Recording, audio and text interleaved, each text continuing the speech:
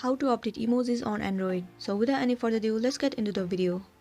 So first of all, let's move into my notepad. Look out for your emoji on your keyboard. So right now this is my emojis. You can update these emojis by updating your system software. So head over to your settings. Inside settings, scroll down and move into system. Head over to system update.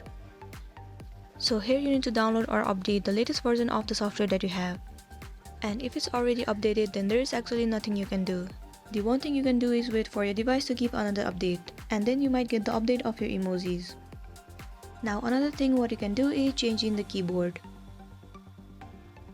Here you can see different keyboards available. Let's move into Gboard. So here you can see that my emojis are different from my another keyboard. And one thing you can also do is download the third-party keyboard. You can get tons of keyboard on Play Store. So let me search for SwiftKey keyboard.